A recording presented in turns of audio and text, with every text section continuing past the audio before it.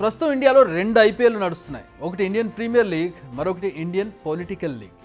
ఇప్పుడు ఈ రెండు లీగుల్లో కనక వర్షం కురుస్తోంది. క్రికెట్లో కోట్లు రావడం పోవడం కామనే, కానీ పొలిటికల్ లీగ్లోనే సరికొత్త రికార్డ్స్ను క్రియేట్ చేసింది ఎలక్షన్ కమిషన్. ఇప్పటి వరకు ఎప్పుడూ చూడనంతగా డబ్బును సీజ్ చేసింది.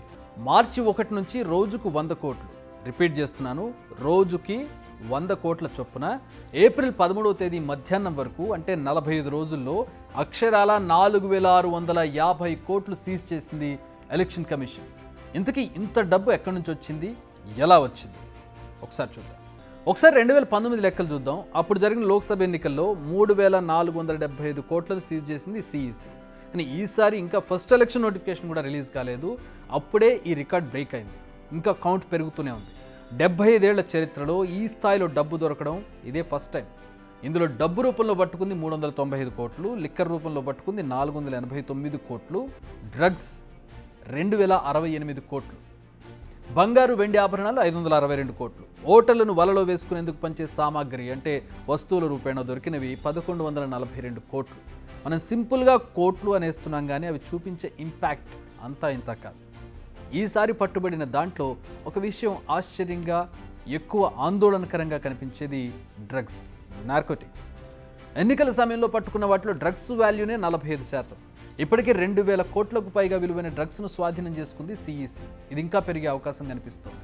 2019 ఎన్నికల్లో పట్టుకున్న డ్రగ్స్ వాల్యూ 1279 కోట్లుగా ఉంది. సో డేంజర్ బెల్స్ మోగుతున్నాయి. దేశంలో రోజు రోజుకు డ్రగ్స్ వాడకం పెరుగుతుందని ఈ లెక్కలే చెబుతున్నాయి.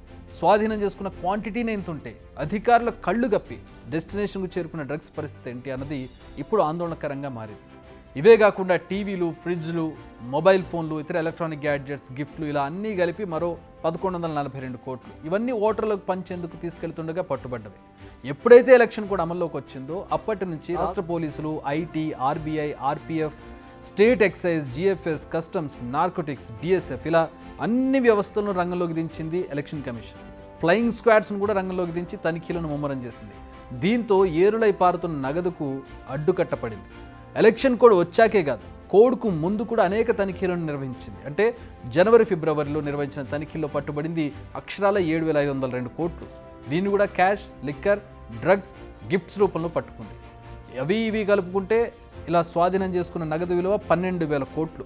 అంటే జనవరి 1 నుంచి ఏప్రిల్ 13వ తేదీ వరకు సీజ్ చేసిన వాటి వాల్యూ 12,000 కోట్ల రూపాయలు. సో 12,000 కోట్లలో కూడా డ్రగ్స్ పర్సెంటేజ్ 75%. చాప కింద నీరుల డ్రగ్స్ దేశంలో ఎలా విస్తరిస్తుందో దీన్ని బట్టి మనం అర్థం చేసుకోవచ్చు. ఇక స్టేట్ వైజ్గా చూస్తే ఈ లిస్ట్లో టాప్ ప్లేస్లో ఉంది రాజస్థాన్. రాజస్థాన్లో 778 కోట్లను స్వాధీనం చేసుకున్నారు. ఆ తర్వాత సెకండ్ ప్లేస్లో గుజరాత్ ఉంది, అక్కడ 605 కోట్లు, తమిళనాడులో 460 కోట్లు, మహారాష్ట్రలో 431 కోట్లు, పంజాబ్లో 311 కోట్లు ఉన్నాయి. ఇక మన తెలుగు స్టేట్స్ విషయానికి వస్తే ఏపీలో 125 కోట్లను స్వాధీనం చేసుకున్నారు. ఇందులో 32 కోట్లు నగదు, 19 కోట్ల విలువైన మద్యం, 4 కోట్ల విలువైన డ్రగ్స్, బంగారు వెండి ఆభరణాలు 57 కోట్లు, గిఫ్ట్ ఐటమ్స్ 12 కోట్లు ఉన్నాయి. ఇక తెలంగాణ డీటెయిల్స్ చూస్తే ఈ రాష్ట్రంలో 121 కోట్లను సీజ్ చేశారు. ఇందులో 49 కోట్ల నగదు, 19 కోట్ల లిక్కర్, 22 కోట్ల విలువైన డ్రగ్స్, 12 కోట్ల బంగారాభరణాలు, 18 కోట్ల విలువైన గిఫ్ట్ ఐటమ్స్ ఉన్నాయి. ఇవి లెక్కలు. ఈ లెక్క ఇంకా పెరగడం పక్క, ఎందుకంటే ఎలక్షన్కి ఇంకా చాలా టైం ఉంది. ఎలక్షన్ తంతు ముగిసేందుకు అటు ఇటుగా ఇంకా 2 నెలల టైం కనపడుతుందండి. సో స్వాతంత్ర భారతదేశ హిస్టరీలో ఓ సరికొత్త అధ్యాయాన్ని రాజకీయ నేతలు లిఖించబోతున్నారు.